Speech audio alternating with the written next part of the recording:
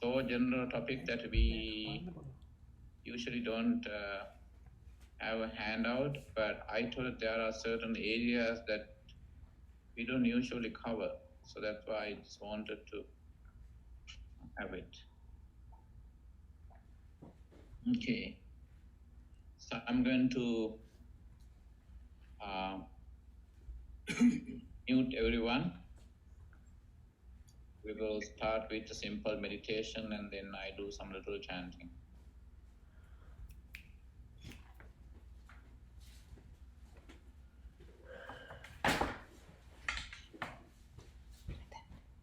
Okay, good evening to you all in the US, and I think it's midnight to those who are in London. No, 2 hours after midnight in London, and it's very good morning to you all from Sri Lanka.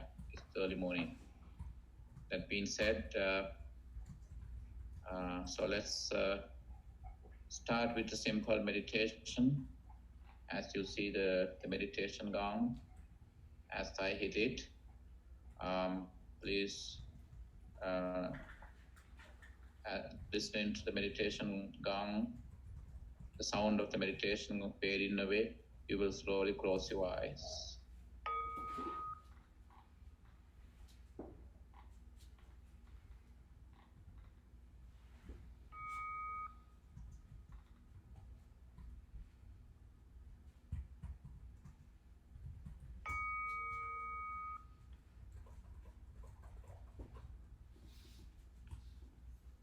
And the sound of the meditation gong has all faded away.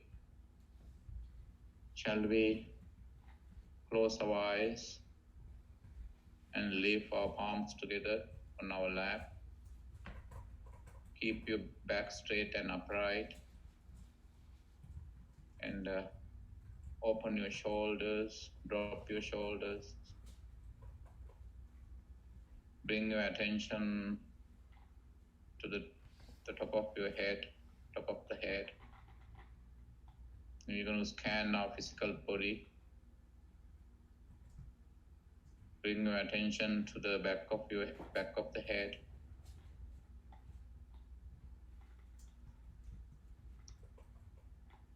To the ears, to the face. I'm using Metta Vipassana language, not your face, but the face. And as we continue, we'll notice the difference. Bring the attention to the neck, both front and back.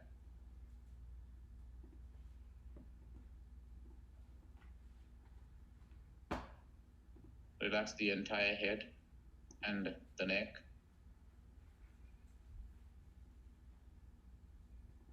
Bring attention to the shoulders, shoulder blades.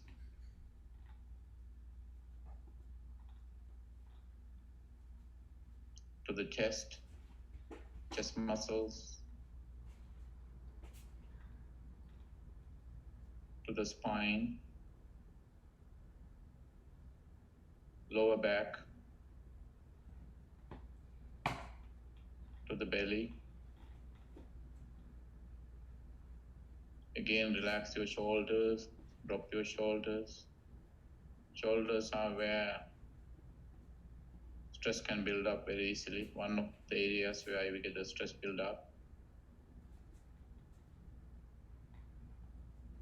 Bring attention to the spine. That's the most critical area of the physical body where the stress gets built up.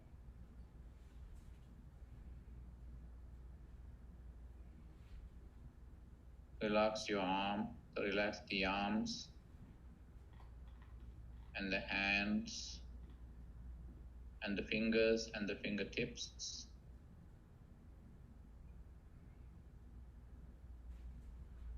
Bring attention to the hips. Relax the hips. Bring attention to the thigh muscles, the thighs, relax them. Bring attention to the knees and kneecaps. That's another place where the stress gets built up due to emotional upheaval. Bring attention to the calf muscles and relax them. Bring attention to the feet and to the ankles and relax them. Bring attention to the feet and relax them. Bring attention to the toes and toe tips and relax them. Take a longer, deeper breath. Hold onto it for a few seconds and then release. And then include the entire physical body within your attention. And relax the entire physical body from the top of the head to the tips of the toes. As the bell goes on one more time, let's practice deep breath, mindful deep breath for a couple of minutes.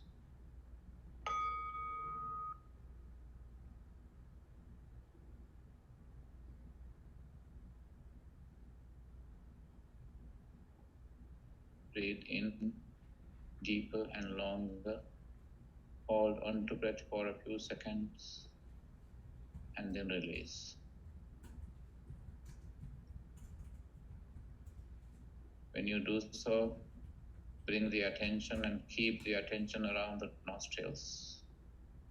That's where the incoming breath begins and the outgoing breath ends.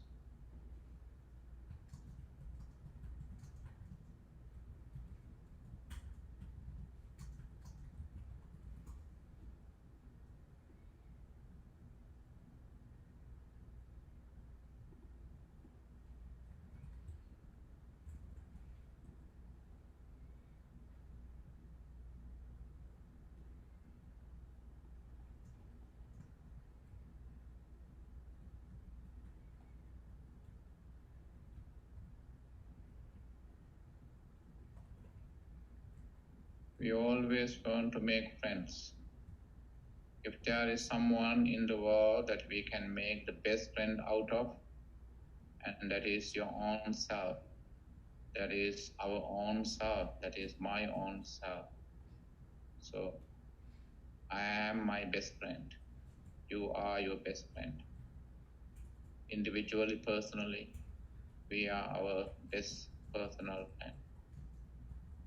And practice kindness. Start practicing kindness, metta from yourself. Thank you, and open your eyes.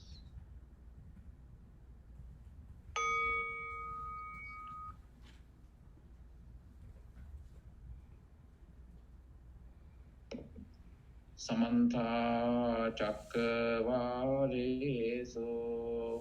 Atra Gachantu Devata Saddhammang Muni Rajas Sunanto Sakmokkadang Dhammasavana Kalo Ayang Bhatanta Dhammasavana Kalo Ayang Bhatanta Dhammasavana Kalo Ayang Bhatanta Namo tassa bhagavato arahato samma sambuddhassa Namo tassa bhagavato arahato samma sambuddhassa Namo tassa bhagavato arahato samma sambuddhassa.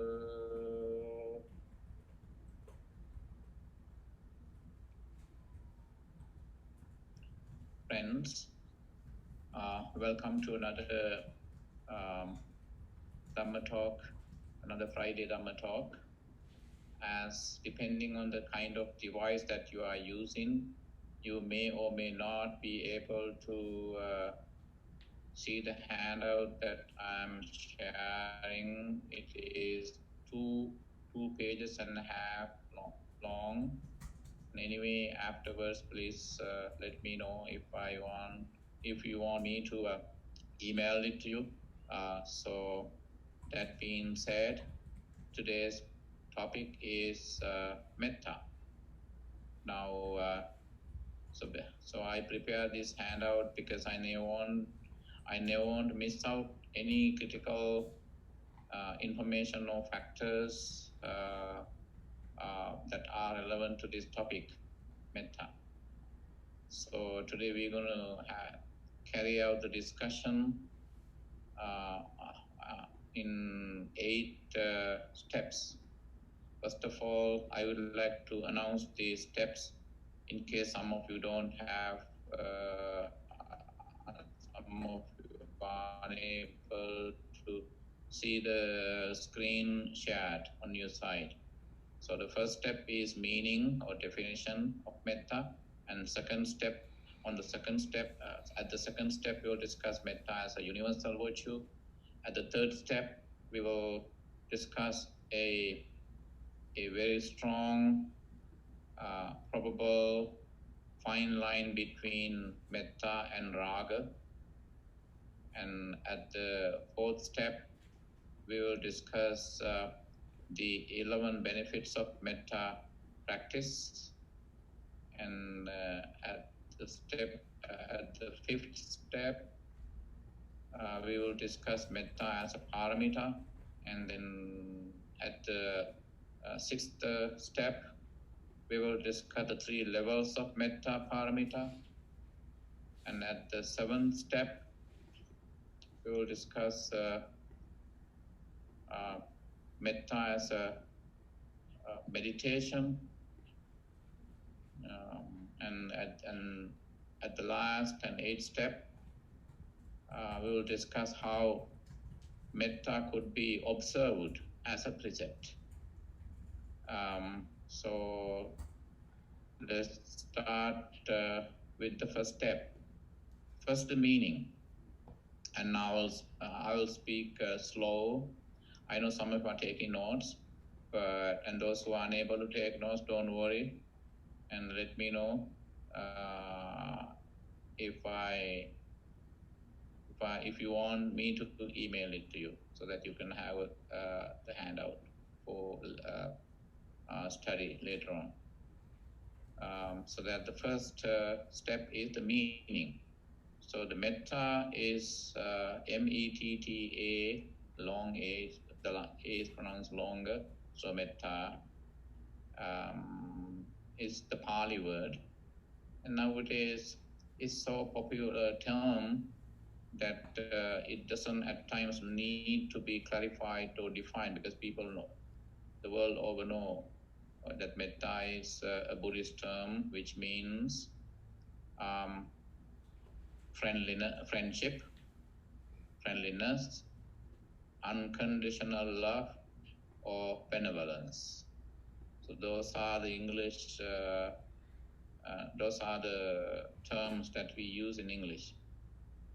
So the metta means friendship, friendliness, unconditional love, or benevolence.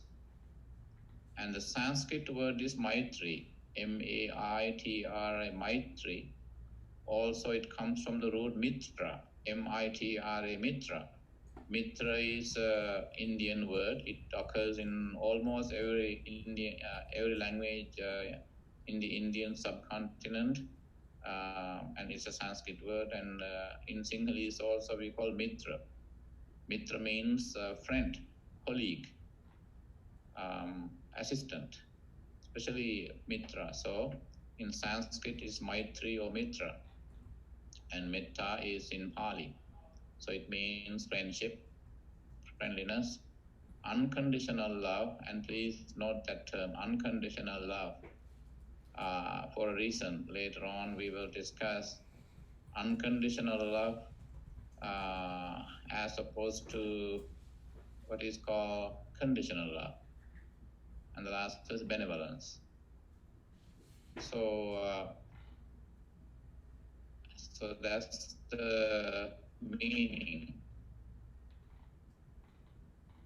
So these are the universally used English terms for metta: friendship, friendliness, unconditional love, and or benevolence.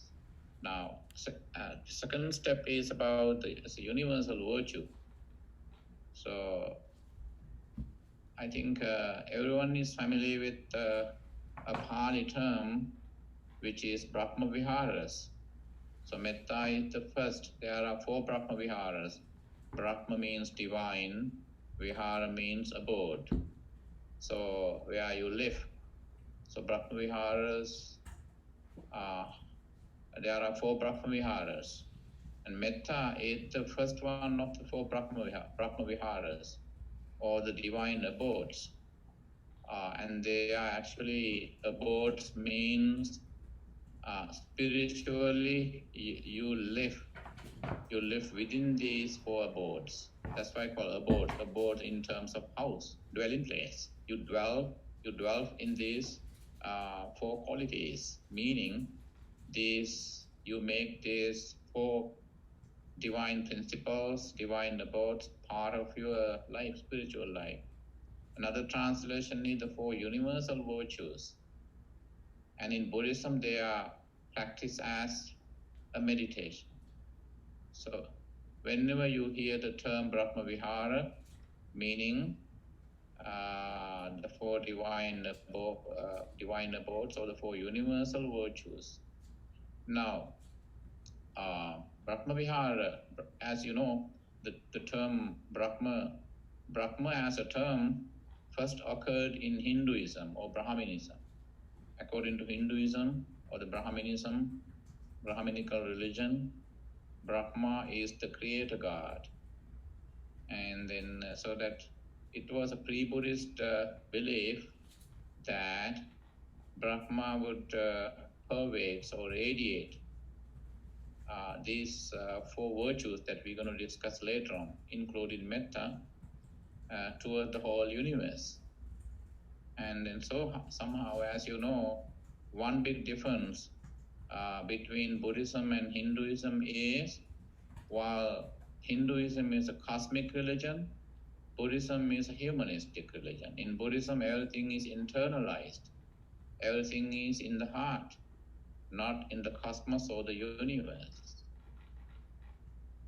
Everything is internal. Everything is cognitive. While our existence, according to Hinduism, is a part of a cosmic process. We came from Brahma. Of course, in Western religions like Christianity, Islam, Judaism, also you don't use the term Brahma, but that is the creator God.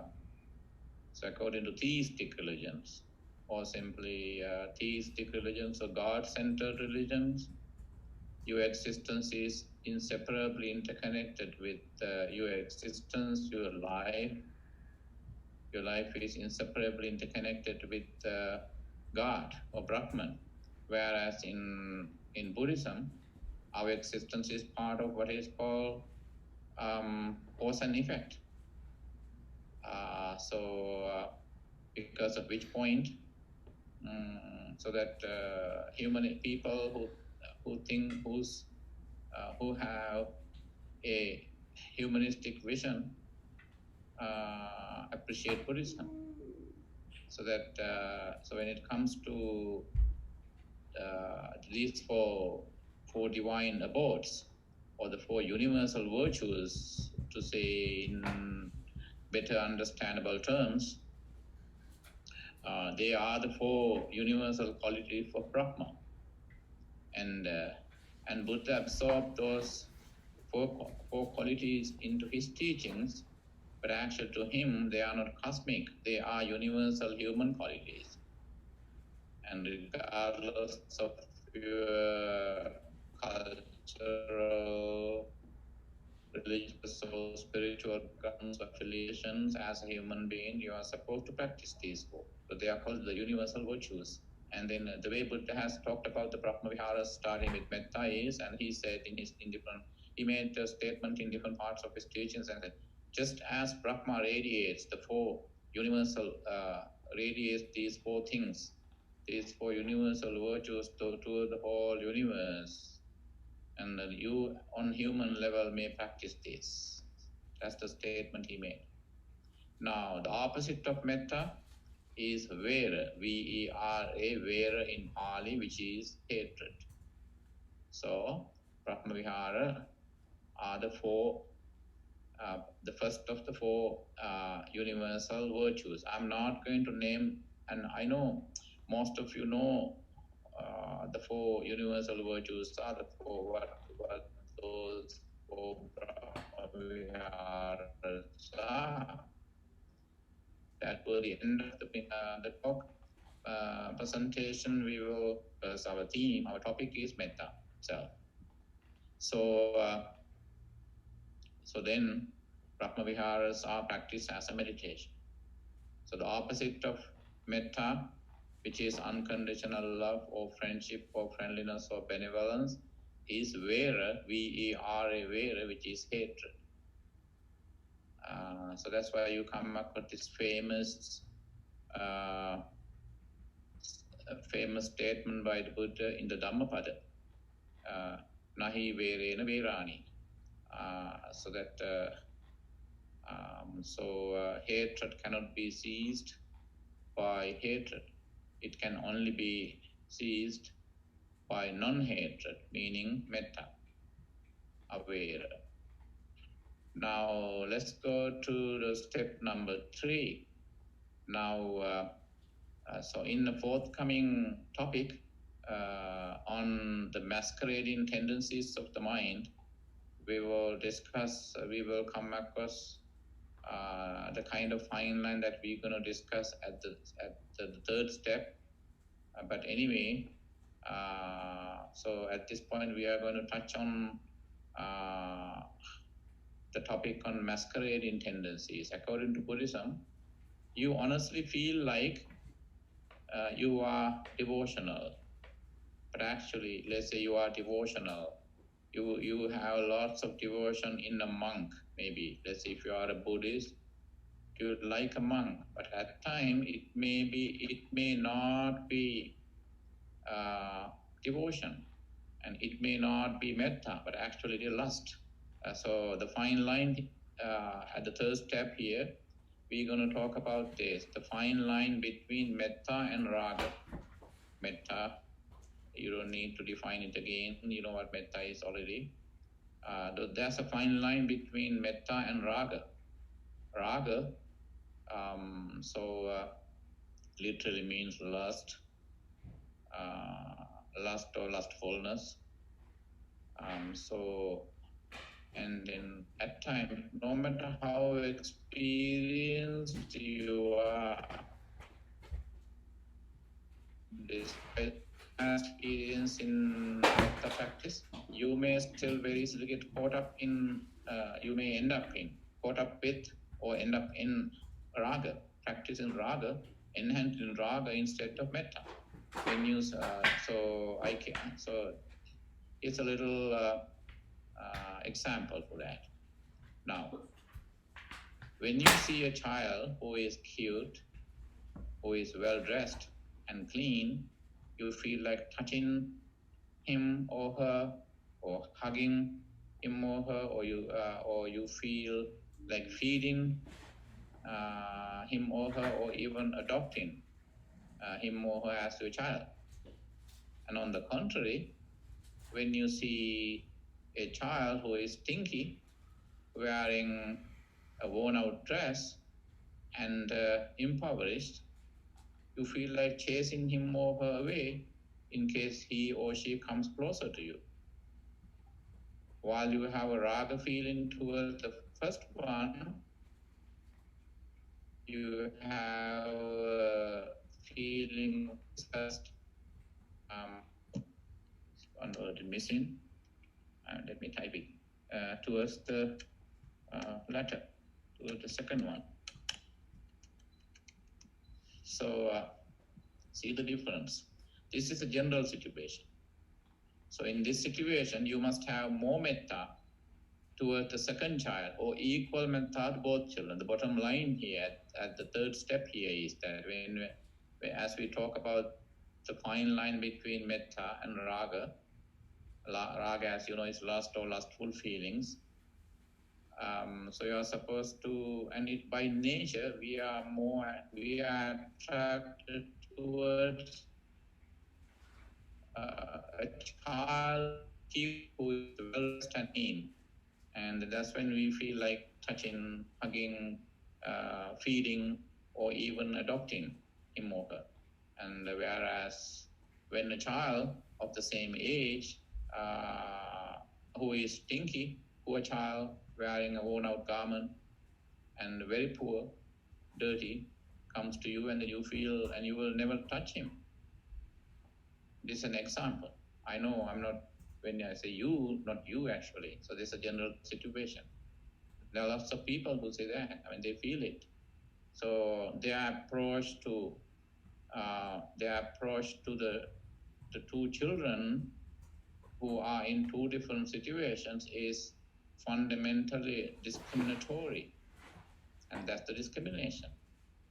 Now, if you have real metta, you can do two things or either one. First,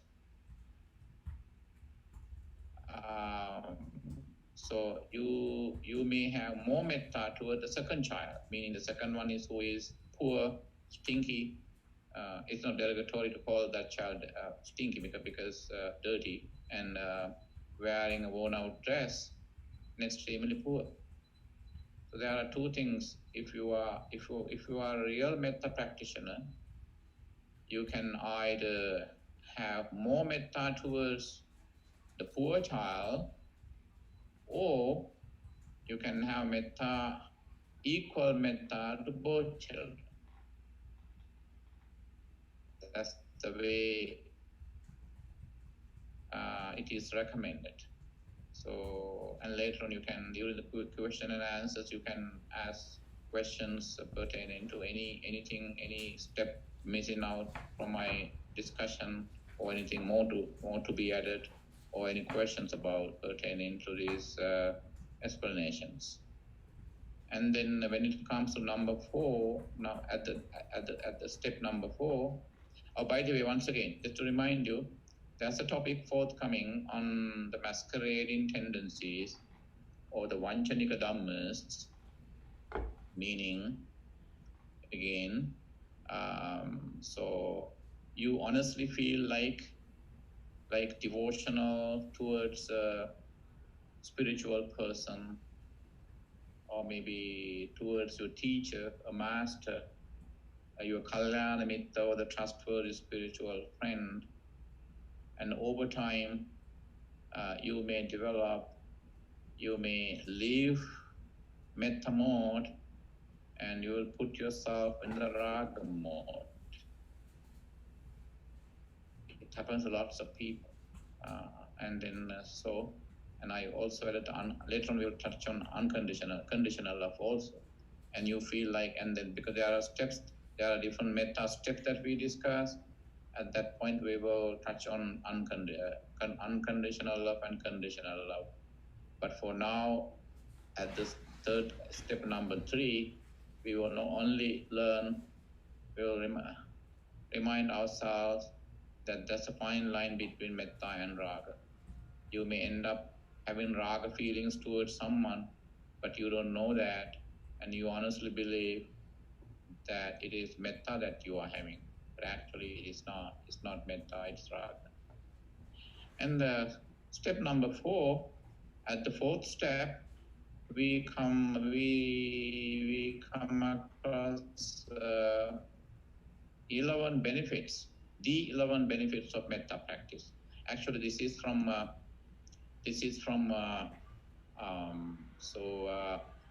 from the Mettani Sansa Sutta. That's Pali Sutra, which lists 11 benefits of metta practice. And I didn't include Pali because otherwise the handouts was going to be too long, so that I only included the English translations. So here are the 11 benefits of metta practice. First, first one is when you practice, and so this is for your theoretical knowledge. Later we will discuss them in at length.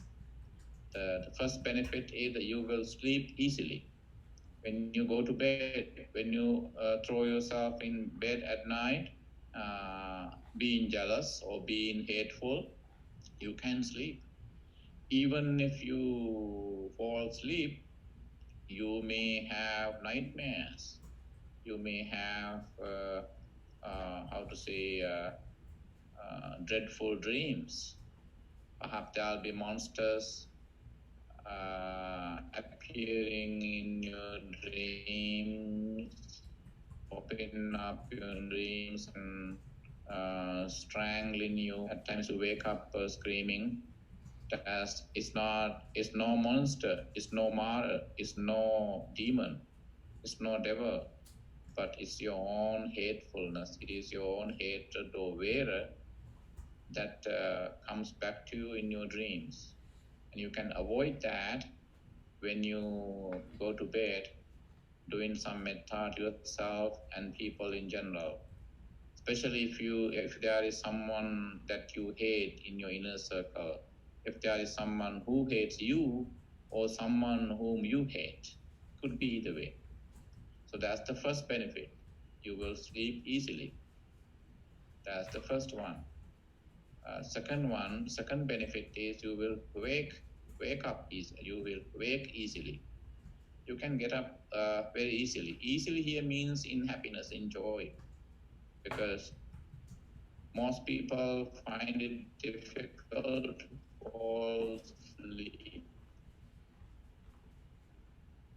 Then that's because there are lots of things going on, not necessarily hateful feelings, but actually people have lots of hatred towards, at least toward the system. Now I have spoken to lots of people as we are caught up in a dilemma due to the COVID-19. So that when there is no one else to direct our hatred or where at, and we find fault with the system or the nature. And at times we go extra miles and politicize and look at the pandemic from a political angle too also. And then we blame each other. So that is nowadays. And even though most people don't accept it, they have subconsciously subconsciously maintain hatred or terror towards the nature, towards the society, towards the pandemic. So even though there are no people involved, but still we hate the condition, we hate the situation. So at least when you do metta to yourself at bedtime, before when you go to bed, you can sleep easily and you can wake up easily. Number two. So it's a no-choice situation. And the third benefit is you will have pleasant dreams again. Now, when you go to bed being hateful, as I said, you can have unpleasant dreams, some dreadful dreams. Whereas when you do metta, practice metta at bedtime, at least yourself, as I always stress, as I put always emphasis on, do self-metta. So the third benefit is you will have pleasant dreams. And then the fourth benefit is people will love you. Now it takes some time. And you may have experience, because it's very difficult on our side, it's very difficult to be loving and lovable to everyone else, because there are our opponents, there are our enemies, always disliking us, antagonizing us, being hostile towards us, etc. And then, but still, whenever, what I could say in short at this point regarding the fourth benefit or the benefit number 4 is that always think this simple about it. It's their problem that they hate me. It's my blessing that I don't hate them back. And then, so this is the fourth benefit is people will love you. Over time, even your opponents can surrender to you. And this is called emotional surrender in Abhidhamma, in Buddhist psychology. You can get them emotionally surrender to you. When you disregard their hatred, their vera in Pali towards you, but you have an equal sense of metta being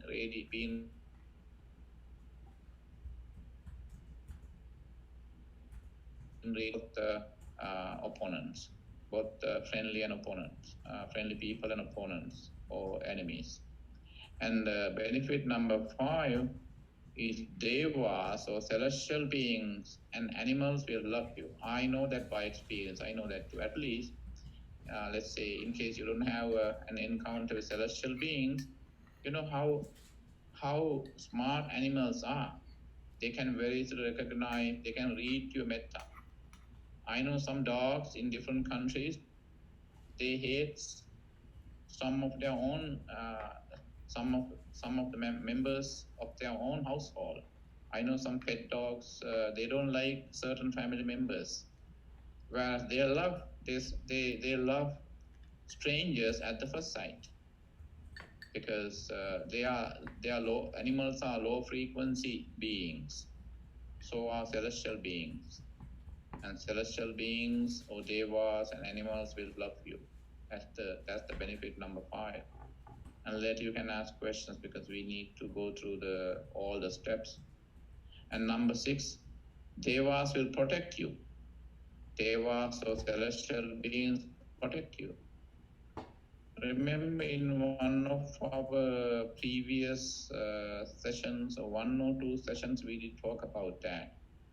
Probably in our discussion on paranormal activity and then telepathic communication. In both those discussions,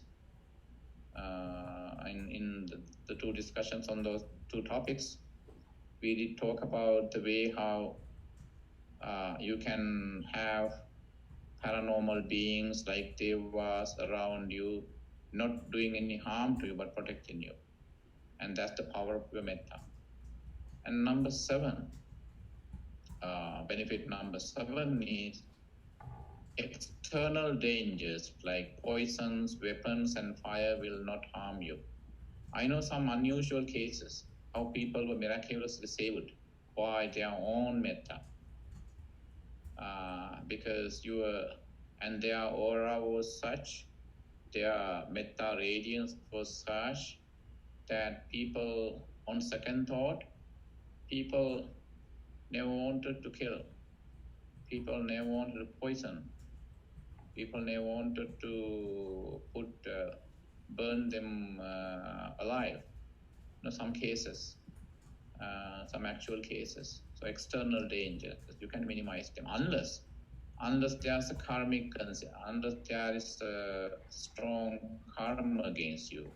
When karma returns, when your karma returns, even if 1,000 Buddhas appear in the world, they can still save you.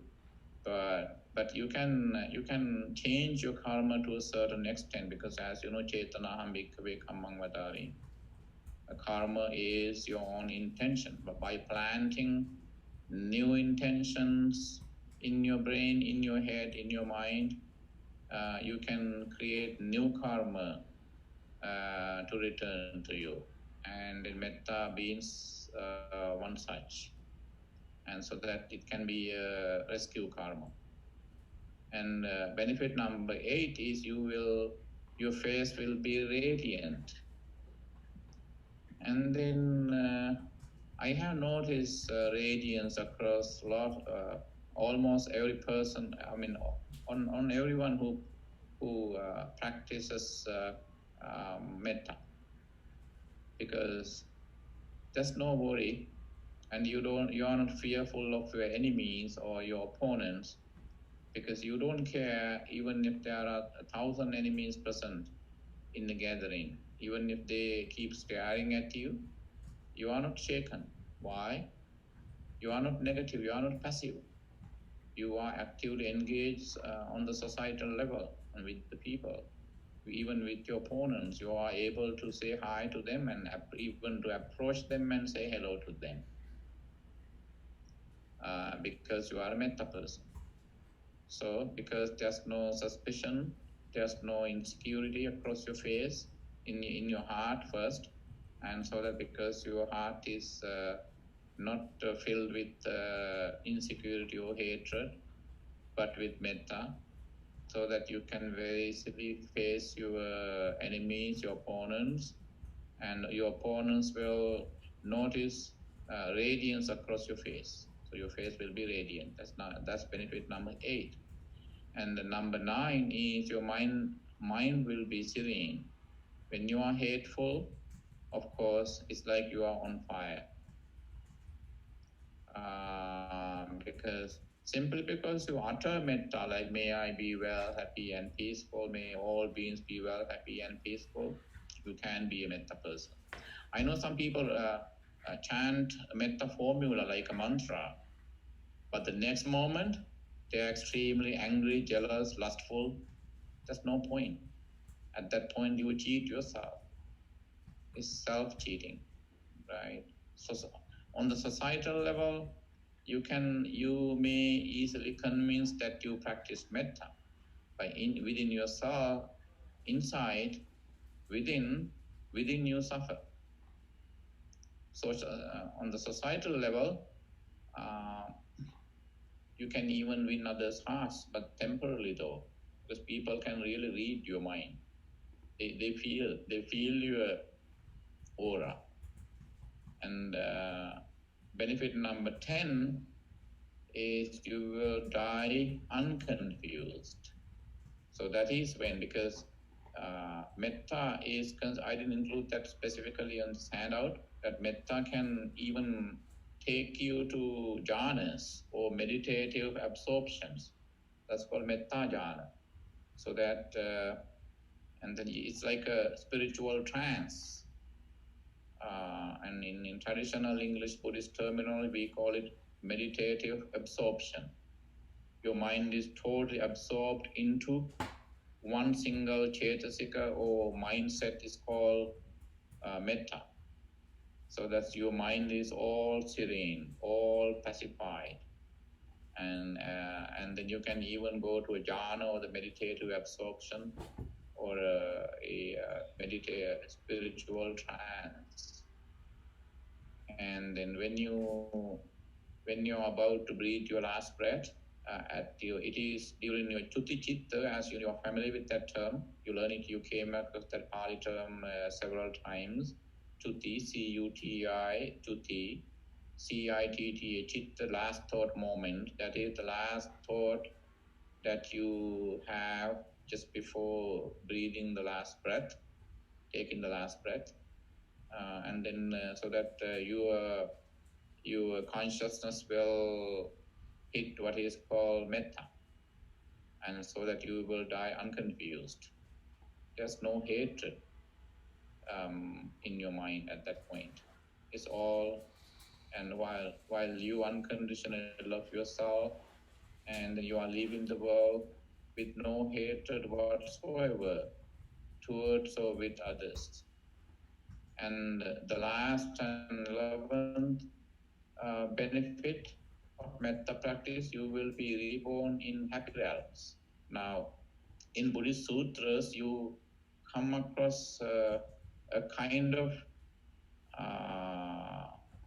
divine beings.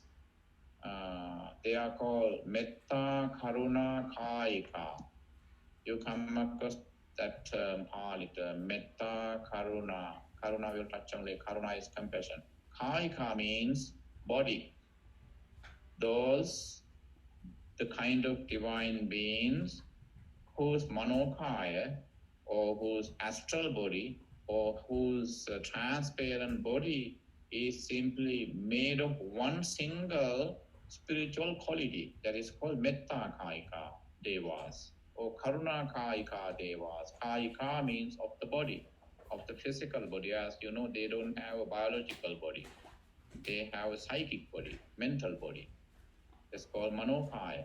So their Manokaya is programmed by one single charismatic or mindset that is called Metta mindset. Because they are the Metta. You can be reborn as a Metta Devata or Metta God, Metta divine being. And the only power you have, or the only and which is best, is your Metta. And they are called Metta Devatas, Metta gods, Metta divine beings, Metta Karuna Kaika. And you come across that term in Buddhist sutras. So Metta Karuna Kaika. So you'll be reborn in happy realms. Happy realms means divine abodes. And step number 5. Let me get the time. Okay, 9:52. Number 5, step number 5, Metta as a paramita. Now, paramita, as you know, both in in all Buddhist traditions like Theravada, Mahayana, or Vajrayana, or Tibetan Buddhism, you come across 10 paramitas. So in Mahayana Buddhism in general, there are 6 paramitas. When it comes to Theravada Buddhism, it becomes 10. There are 10 paramitas. I will just chant, I will just say a verse, Gatha, that lists the 10. Dhanang Silanchane Kammang Panya Viriyena Panchamang Kanti Satchamadithanang Mettupekka Himedasa. And that you don't have to pay attention to that right now. You don't have to learn that right now. There are 10 paramitas. And paramita literally means what crosses you over, what takes someone to the other side of the samsara, meaning nirvana. Paramita comes from the other side, pareti, or going to the other side, that you sail to the other side. This side being samsara, the other side being nirvana. It's metaphorical. So the paramita are a list of 10 qualities. They are called bodhisattva qualities that are essential virtues of a bodhisattva. Or a bodhisattva is someone who is aspiring to become enlightened. So the bodhisattva must practice these 10 paramitas, and metta is one of them. And this is how the commentary to the Charya Pitaka, a Pali canonical text, defines metta paramita in Pali, because you don't always come up with these definitions. I thought I should list it, include it in the handout. So that then you can have later you can study the handout at length. So this is how it's explained in Pali, how metta paramita is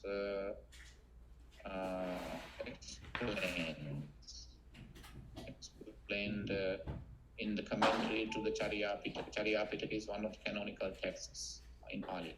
Karunapaya, Kosalla, Parigrahito, Lokassa Hitasiku Ku Ansaharo Attano Avyapado Metta Paramita. Karunapaya Kosalla. It is made of 2 words, Karuna Upaya Kosalla. parikahito lokasa hitaya hita sukhaya. One second, it's missing. Sukhupa sangharo. So that karuna is compassion. You have kindness. Upaya means strategic approach. You are strategic, meaning skillful means. Kosala, upaya kosala, meaning skillful means. And you become very strategic in helping someone now. Parikahito, you are endowed with, you have that. You have compassion, you use your compassion and then skillful means or strategic approach. Because sometimes you have to be very strategic in getting someone elevated spiritually, morally. And then you use your skillful means and compassion skillful means, lokasa, in helping. Lokasa mean the people. So that the people would hita sukha parisangharo, meaning so you bring people so that benefit and happiness, and then you do that attato avyapad. On your side, you have zero ill will, even towards your enemies. You don't have any ill will. You don't have any hatred. But metta with kindness. That's called metta paramita. So once again in English, because I know this Pali term is very hard, you don't have to remember that. I just read that out in for recording purpose. So the metta is that, this is the translated, metta is that you activate upaya, kosala, strategic means or skillful means, and kindness and compassion in helping the world or others.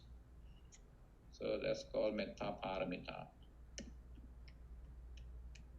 You have to make some corrections and save with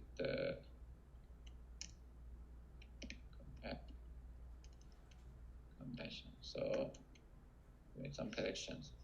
Metta paramita is that you act with compassion and upaya, kosala, strategic means or skillful means in helping the world, others, with no so ill will or hatred whatsoever on your side, because I rush to translate this. So that's the translation. Metta paramita is that you act with compassion and upaya, kosala, strategic means or skillful means in helping the world or others with no ill will or hatred whatsoever on your side. You cannot have ill will or hatred, otherwise you cannot practice paramita. Now step number 6 is 3 levels of metta paramita. Now this is very important. Maybe in some of our past talks, discussions, we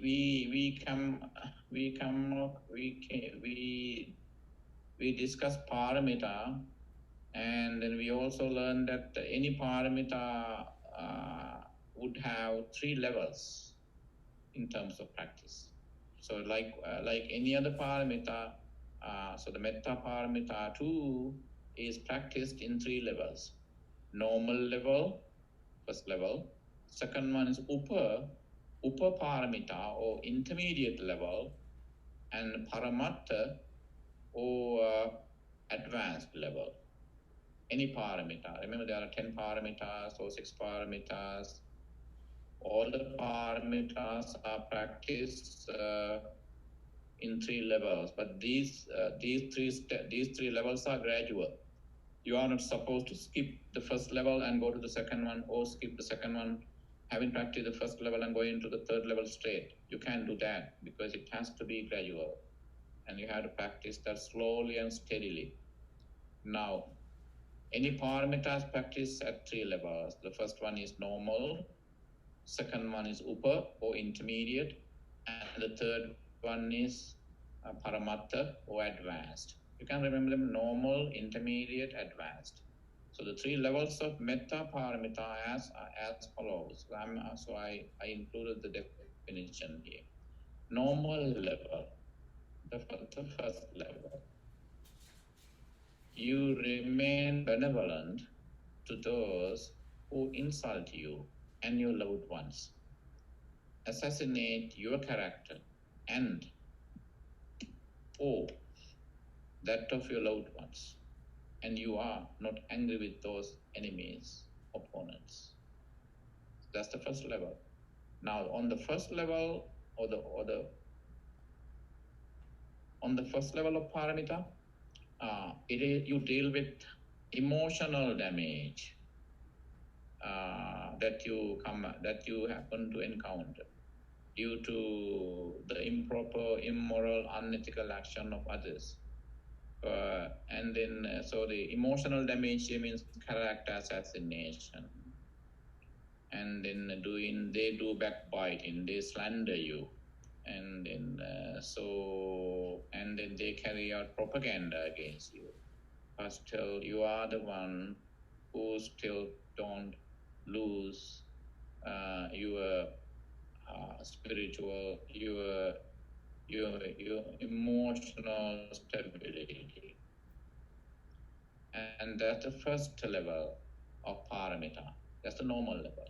So no matter what happens no matter you remain benevolent to them, no matter what. That's the first level. You don't get angry with them. At times, they might try to get you for an argument or an ongoing debate or an argument, but you are the one who avoid them. In case you feel like they continually being targeted by such people, avoid them. Avoid them. That is called Brahmadandana, meaning spiritual punishment or the divine punishment. Brahma is divine or spiritual. Dandana is punishment. You stop communication with them. And they might think that you are egoistic or maybe you are not friendly anymore. That's okay. That's their mistake. Because they are the ones who started the problem. Because otherwise, don't let them drain your energy. But in so doing, you have to be kind to them. If you walk away from them with a grudge, being malevolent, the malevolent is the opposite of benevolent. And let them continue to be malevolent, but you remain benevolent. So that it is their malevolence is their problems, their misery. Benevolence is your bliss. Now they are already in hell. As long as they are malevolent towards you, they live in hell. As long as you are benevolent to them, you are in bliss. And in the second level, the upper level or the intermediate level, you remain benevolent to those who cause harm to your body or injure your physical body. And see, the second level is much harder. Even if someone causes bodily harm, causes harms to your physical body, and they physically attack you. Of the first level, emotional attack is mental. It is feelings, emotions, sensations. But on the second level, it is your physical body that is involved. And they carry out physical violence. They cause harm to your physical body. They injure your physical body. But still, you still remain benevolent. You still have metta to them. But that's why this is much harder. And number 3, the hardest, paramatta level or the advanced level. You remain benevolent even when someone destroys your life, murders you. Benevolence is your only response to your killer. So now, when you are a bodhisattva, if and or when you are a bodhisattva, you have to start practicing the first level, but it takes, maybe it may take you many lifetimes to have some satisfaction out of the completion of the first level. And so the first level itself is very difficult, because no matter how long you have been practicing metta, the moment someone says something against you, you may get excited, and you may feel annoyed, and you may react with anger.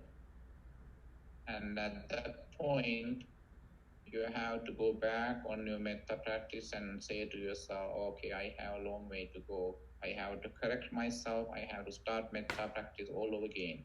In order to practice the normal level, the first or that the basic level, the normal level itself, in order for you to practice the first level itself, it may take you the whole lifetime. So those are the 3 levels of metta paramita. Now, number 7, metta as a meditation.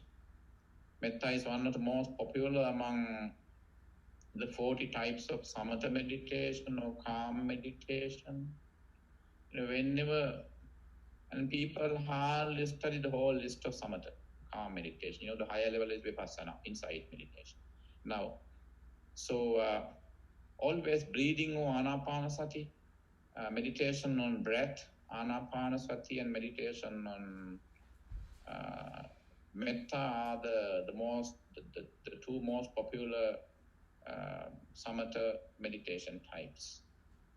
But we are talking about metta, so it's one of the most popular.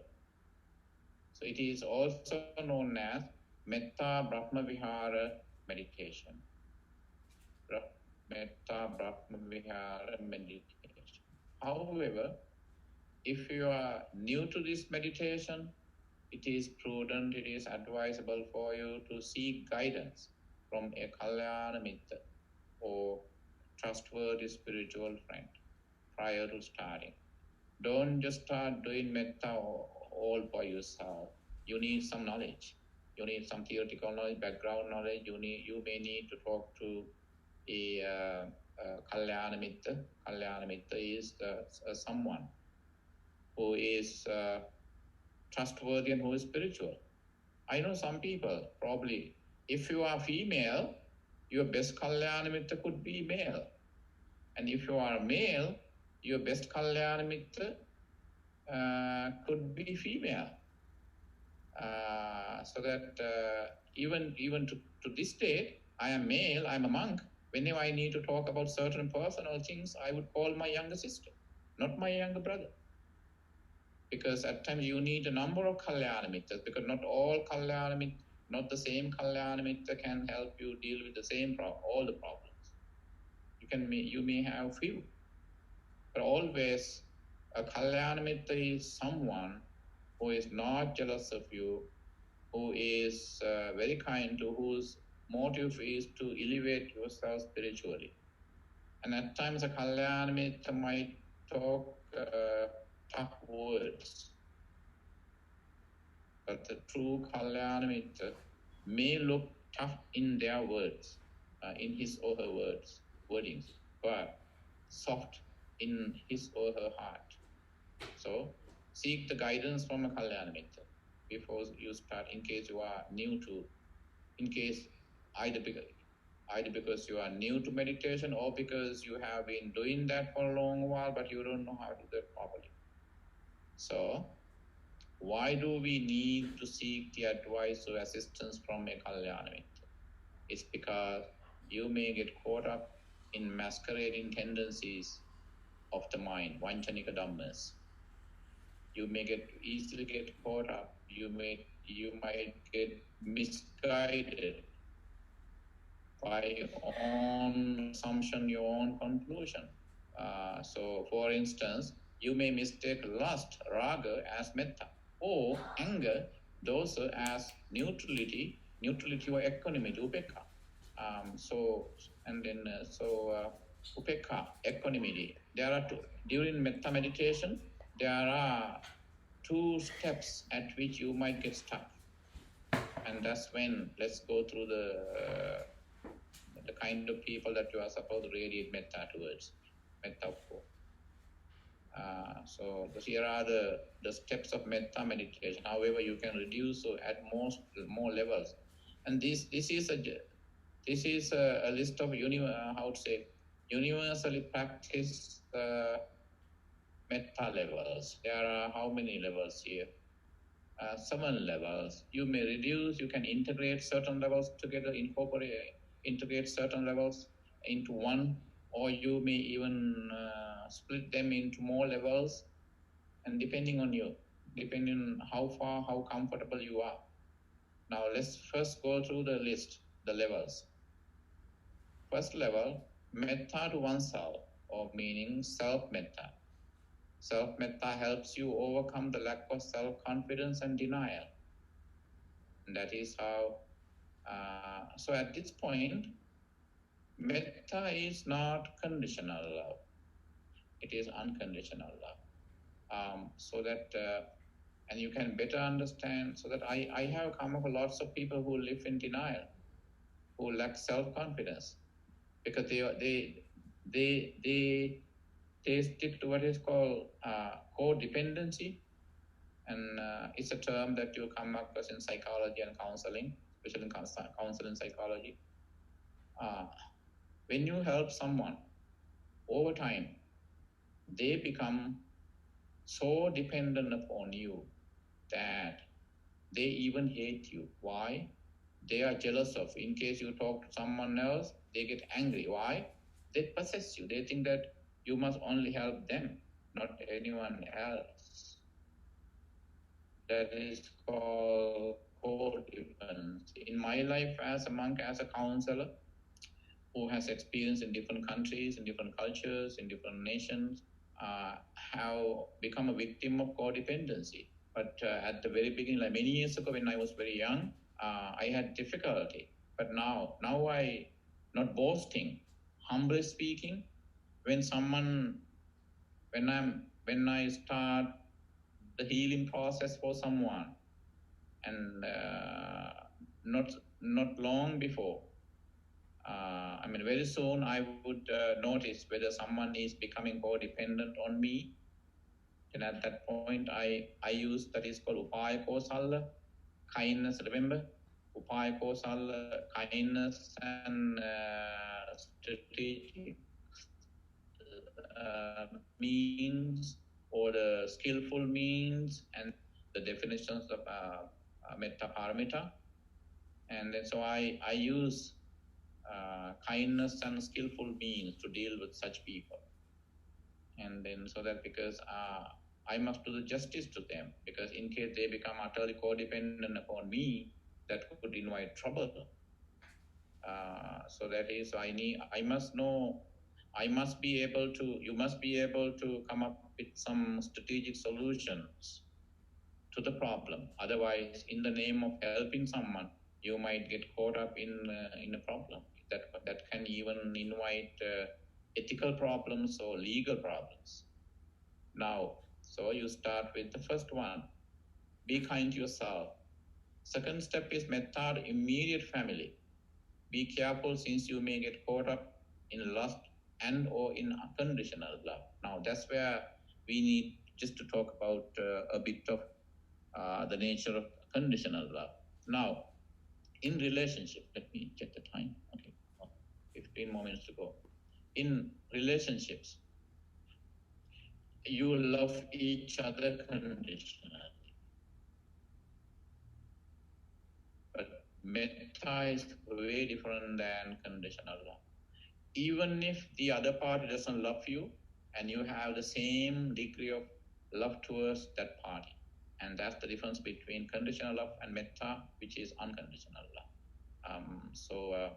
Depending on, in case when you radiate, when you say immediate family here mean, let's say you radiate, you sit in metta, and having done metta to yourself. Now on the second step, you are now starting radiating metta towards your husband or your wife, your spouse, or maybe your boyfriend, your girlfriend, your partner, common law partner, your mistress. your man, and then so minutes later you find it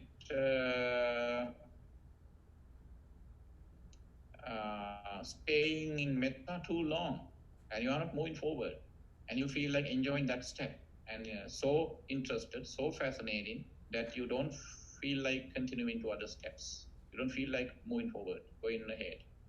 That's because, and that indicates, that is an indication or nimitta, that is a precognitive signal or nimitta or indication that you are now having lustful feelings towards that party.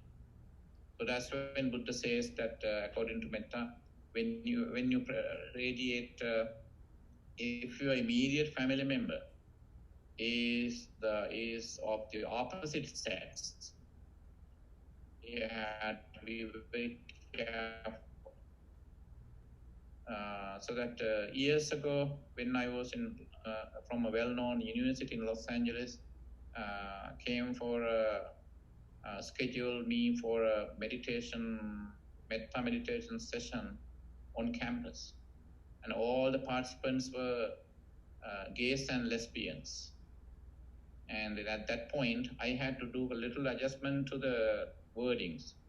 Instead of telling them, be careful when you radiate metta to the opposite sex, I had to adjust it by saying, be careful when you do metta to the same sex. Because that could invite lustful feeling, that could provoke your lust, and then halfway through, but you would still say, okay, I'm radiating metta to my partner, metta to my friend, metta to someone who is the opposite sex or with same sex, and you might get caught up very easily. And so that is when, but that is in the case of like romantic relationship. But in a situation when you do metta to immediate family, and it is your children, it is your parents that are involved, that are on the receiving end of your metta, at that point it is not lustful feelings, but you may end up radiating conditional love towards them, and you might even say to them like, okay, may my mother, my father be well, happy and peaceful, or may the children are saying to doing metta to children, may my children be well, happy and peaceful. Wait a minute, that's when you say in your head. May my parents be well, happy and peaceful. Wait a minute, they don't love me enough. Why should I love them? And then instead of doing unconditional love, which is metta, you end up judging yourself and them. At that point, it is not unconditional, it's conditional love. In conditional love, the degree of love that you share could be lesser or more, depending on how much they give you and how much they give you, if you are the metta person, or how much so that you give them in case they do metta to you. So that's number 2. Number 3 is metta to friends. There also you have to be very careful when you do metta to your friends. Why? By the way, I must say there were some people who joined later. I mean, late arrivals in the meeting, and don't worry, because you didn't miss out much. I will email me and then ask any questions, or maybe, and so that's so the step number 3, metta level is metta level number 3 is metta to friends. And there also you have to be very careful at times. There's a fine line between being friendly and being lustful to certain people. Number 3. Number 4, metta to opponents. Now this is the second critical stage. So the first critical stage is when you do metta to the opposite sex or the same sex, depending on your sexual orientation. And the second and the most critical the most critical of all steps is step number 4. Metta to opponents. Be careful, since you get caught up in anger or sense of resistance, patigha sanya, when you do metta. so that you do metta to someone and then have faith, let's say, may my enemies, opponents be well, happy, and peaceful. And when you so, wait a minute, he's the one who tried to kill me, who destroyed my life. Why should they don't deserve my metta? So at that point, in case you feel uneasy, and then please skip that level. Why? Step number 4 corresponds to the second level of metta paramita, upper level or the intermediate level. The critical part of the first level. So because the point here is, so you can't even radiate a bit of metta to someone who didn't do any bodily harm to you, who didn't cause any injury to your body, but still it is simply slandering, maybe hateful words, but you still find it difficult to radiate metta to your opponents. At that point, it will take you much longer to practice the first level of metta paramita, because you are the one who easily gets angry.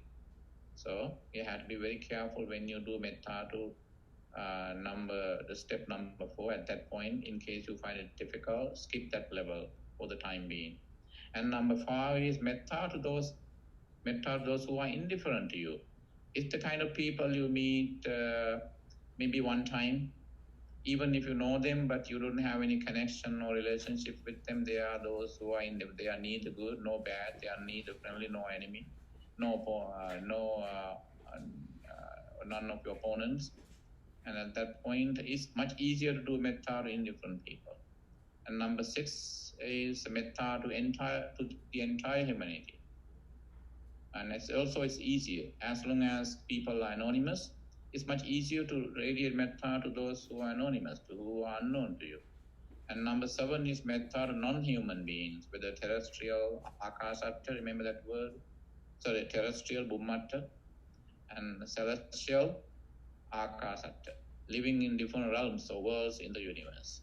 And here, I must say that no metta must be radiated towards the dead.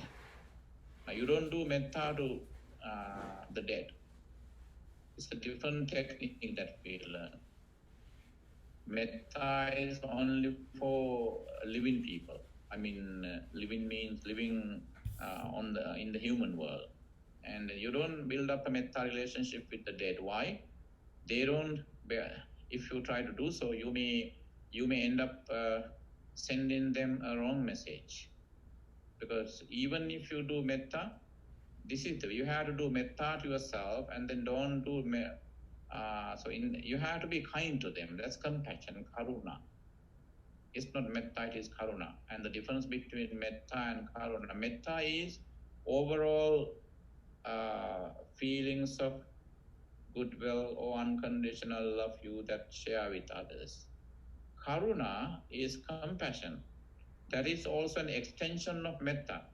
The difference between metta and karuna is when you target someone who is going through some suffering, who is in trouble. At that point, you need to save them, and that is karuna. Those who are suffering people.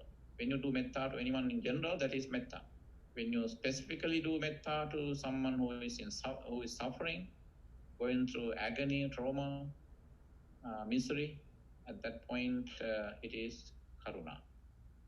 So, and the last step is so that you are not supposed to do metta. You can still do metta, but I do metta to the dead. I know some of you do that, but most people are not supposed to do that unless you know how to do that. Because when you become emotional, and that's the end of it. And so that you get stuck, and you get them stuck too. And so that, more importantly, metta practice is a social skill. It's not a skill that we use to deal with the beings from the other world. that's the point. That's the point. So it's a social skill. We deal with social beings as opposed to paranormal beings. And number step, the universal metta precept. Now, today, I'm sharing with you. I know in day retreats, so in sometimes we attend, we give retreats like that last for like few days, 7-day retreats, and instead of normal 5 precepts, 8 precepts, people observe the 4 universal precepts. Let's say today I'm presenting with the exact wording in formula in English and Pali. I live my life by radiating metta on all directions. Metta sahagatena cetasa sabbang disang paritva viharami. You can memorize that and say, when you wake up in the morning and sabbang disang paritva viharami. I live my life by radiating metta on all directions. 10 directions. When you practice paramita, metta paramita, you have to radiate metta on all directions. You know the cardinal directions and ordinal directions, starting from north, whichever the one you feel comfortable. Usually we start with the north, and then northeast, and then east, southeast, south, southwest, west, northwest. Zenith, upper direction, nadir, lower direction. Zenith and nadir. So these are the 8, the 4 cardinal directions, 4 ordinal directions, and the upper and the lower, zenith and nadir, the 10 directions. You don't have to utter all the 10 directions. You simply say to yourself, I live my life by radiating metta on all directions.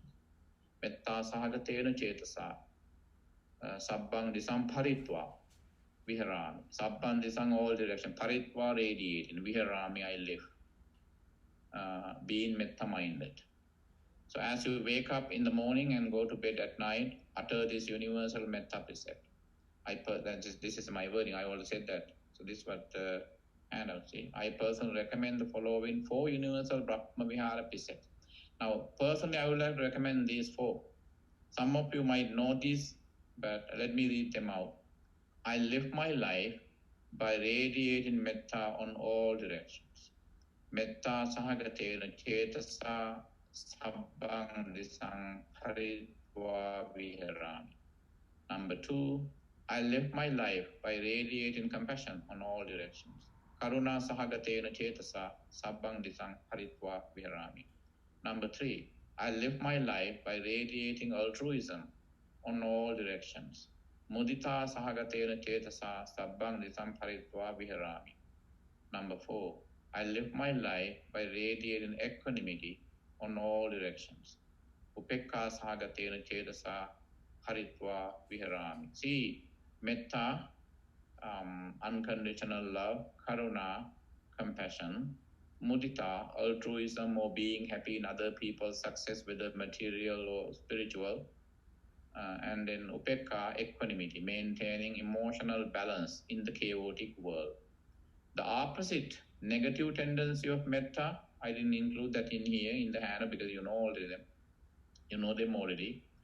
The opposite negative tendency of metta is hatred. The negative opposite tendency, of compassion, karuna, is selfishness. And the opposite of mudita, altruism, is jealousy. And the opposite of the last and 4th one, equanimity, upekka, is emotional imbalance. And that being said, so what time is? Maybe time's up. Okay, exactly. Oh, see, my goodness, I didn't check the time. It's sharp 10:30. Okay. Now, any questions? I know some of you have to go to bed early because it's already late. Any questions? In case you have some questions, please ask me. Only unmute yourself. Only those wanting to ask questions, please unmute yourself and ask. Maybe nothing much because I explained everything at length. I really wanted to give you a sense of metta. Maybe it's very informative, and you will get the handout in email probably. And by the way, we are going to touch upon metta again and again in our future meetings, especially in our forthcoming session on the masquerading tendencies of the Vanchanika Dhammas. Or we also going to have a discussion on the 10 paramitas, and we will come across metta again. Bhanthe, you talked about not radiating metta towards those deceased people. Yes. I don't know if there's time to explain that further in very brief, in a brief manner. Yeah. Trying to understand, especially given the message that gave you this. Yeah. Actually, you could radiate metta to the deceased, but the purpose of metta is to deal with social beings, like living beings. I mean, not living, how to say that, human beings. Human beings, and how to say that, because that's a problem in the terminology. Dealing with beings that are visible to our naked eyes, like human beings and animals. They're not the beings that are invisible to us. So it's not that we are not supposed to. I would like to say this minute. It's more of a social skill that we must use, but you could still do metta to the dead. But that's not the fundamental purpose of metta. Because so that's the number one reason is a social skill. To deal with social beings, meaning human beings and animals. And then number two reason, the reason number two is when you radiate metta to the departed ones, because we don't know where they are, what they are doing. Even if it is metta that we are doing, they might come back to us and stay too long with us, and they might become troublesome to us. Because so that, even when you are honestly radiating metta to human beings or social beings, they can still be codependent on you, let alone supernatural beings. I mean, paranormal beings. Paranormal beings, you can attract paranormal beings much more easily than social beings. So that is why, in order to avoid that trouble, we are encouraged not to do metta to the dead. But I do know people who radiate metta to the dead. Myself, one example, I do metta. But when I became a monk, when I was like very young, one of my teachers thoroughly advised me not to do metta to the dead because I didn't know how to do that.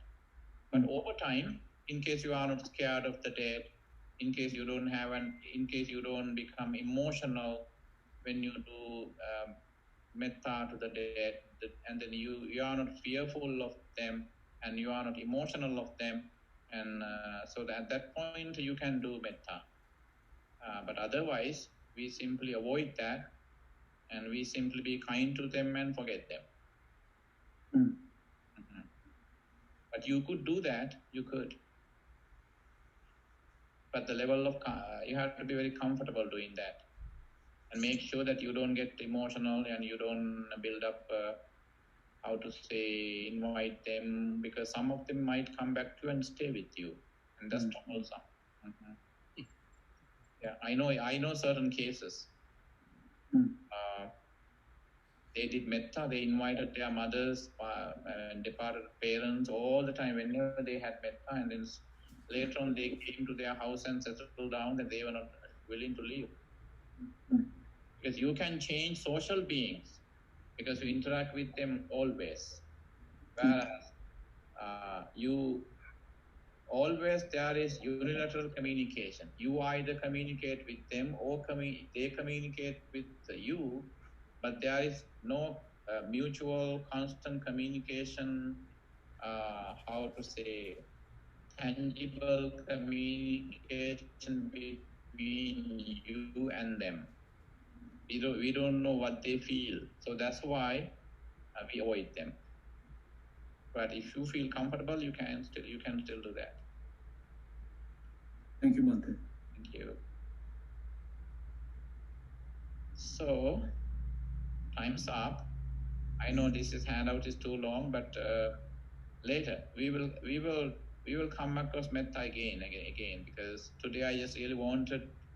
That's why I see the topic says all about Metta, meaning some factors that we discussed here are theoretical, and some are way too beyond our comprehension.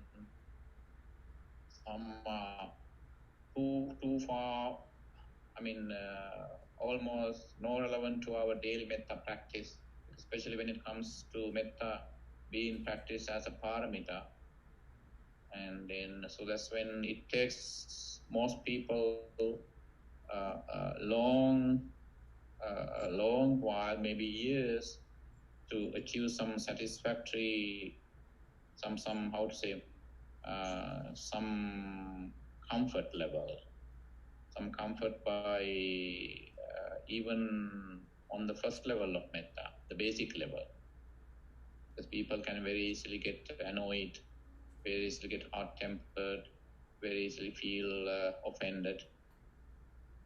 So that because, and then especially codependency. That's the most important thing that I would like to say that could become a building block to metta practice. Even to this date, I have been helping some people. I started helping them like 10 years ago, 15 years ago. And still I can't change them. Why? Due to family problems, emotional problems, depression, frustration, economic reasons, genetic reasons, and they are still codependent on me. So that at that point, you do metta and keep them at a distance. Because it's too early. It's still too early to welcome them into your inner spiritual circle, because they are still emotionally and spiritually fragile. So we need to buy more time. And then Buddha had what is called Arya Maitri, Arya Metta, noble metta, meaning even Buddha had to minimize. Buddha had boundless, limitless metta to the world, but in actualizing, in putting his metta to practice, and he had to thoroughly advise certain people. For example, in the case of Chunda, the pig hunter, pig vendor, remember? And then he was Buddha's immediate next door neighbor, and Buddha would never able to convince him that he was doing something. He could never get him for spiritual practice. But Buddha had to let him go. But he had boundless or limitless compassion, metta in his heart towards Chunda, the pig hunter. And in another case, when Vakkali the monk, he had to, when Vakkali started following the Buddha, because the monk Vakkali was impressed with the Buddha's physical appearance, and to him it was Buddhanusati or meditation on Buddha. Actually, it wasn't the meditation on Buddha. If you are not supposed to practice meditation on the Buddha's physical body, you are supposed to practice meditation on Buddha's spiritual qualities. And so that's why he had to ask me. I advised him once, okay, Vakkali, you are not supposed to follow me, go away.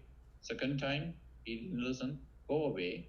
And the third time, go away and never come back. Go and meditate.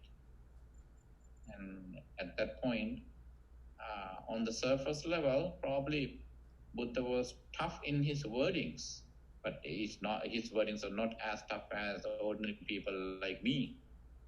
But so that the toughest way means he could emphasize, and he would have not to return. That in tough in that terms, in that sense. So, and he walked away sad, disappointed. So, and if Buddha did that, we also have to do. I have kept, and I'm still keeping lots of people at a distance. Not because I hate them, but there's no other way to train them. Out of metta to them, I keep them at a distance, because I watch them and see how they improve. In case they are not doing enough, sorry. And then so that this is called a spiritually letting go of certain people. That's called Arya Maitreya, meaning Arya Metta. Arya means noble. Metta of enlightened people. Because even enlightened people like Buddha and Arahants, Vajjayaka Buddhas, they try their best to help some people when they fail. Actually, it's not those enlightened beings who fail. It's the failures on the side of those who are not willing to move forward. So simply because you practice metta as a bodhisattva, or because you define yourself to be a metta person, doesn't mean that you are supposed to go and embrace your opponents or enemies all at once and say hi. Don't get yourself destroyed. You have to keep them at a distance. Otherwise, you are not doing justice to them. Why? Thereby you pass a wrong message to them. And you get closer to them and say, okay, it's forget that, okay. And then they come to, and in case someone apologizes to you repeatedly, meaning they haven't corrected themselves, they are not willing to correct themselves. At that point, declare Brahma Dandana on them, meaning divine punishment, meaning you boycott. There's no just verbal boycott. You stop verbal communication. But in your head, in your mind, you have the same metta to them. But you don't communicate them verbally. You don't talk to them, you don't make phone calls, you don't text them, you don't email them, if I use modern methods of communication. And that's what happened to Channa also. Venerable Channa, you know him. Channa is the Buddha who helped Siddhartha to leave the palace in the middle of the night. Channa was his charioteer. And Channa has so much ego. He said, even if Buddha has so many, this chief disciple, that chief disciple, this Arahant, that Arahant, I am the one who helped him. So that I'm not supposed to listen to anyone else. So I'm the one who helped him. So Channa had lots of ego because he was the first person. And he didn't like the presence of Venerable Sariputta, Moggallana, like those great Arahants. And then so Venerable Buddha, Venerable Ananda, after my Parinibbana, after my death, declare Brahma Dandana on Channa, meaning, and people should stop verbal communication with Venerable Channa. What happens was after Buddha's passing,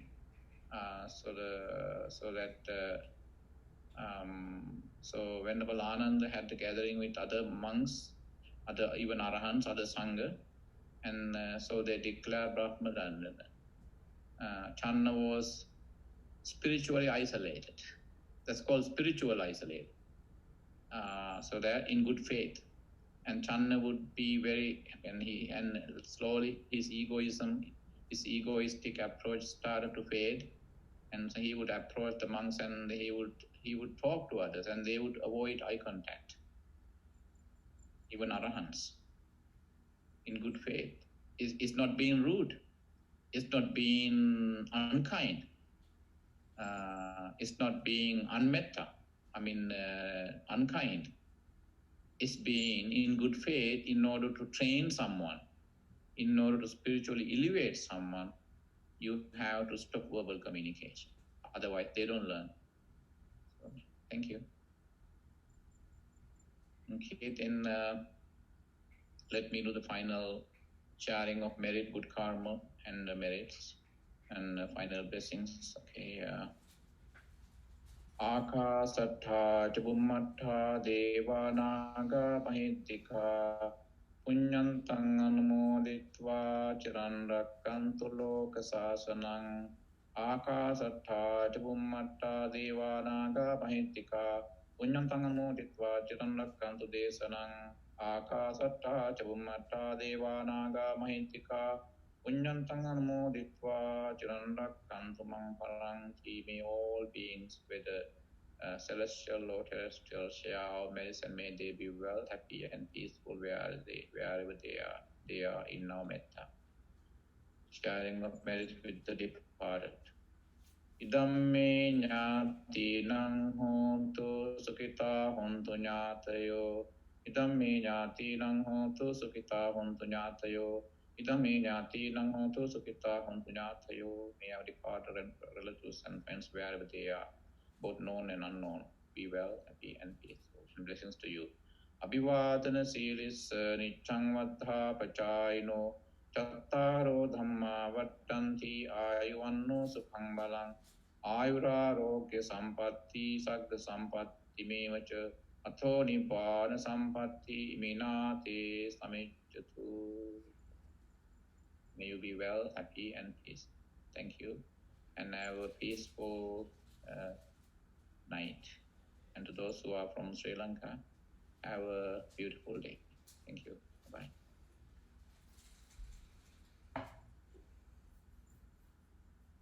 Thank you.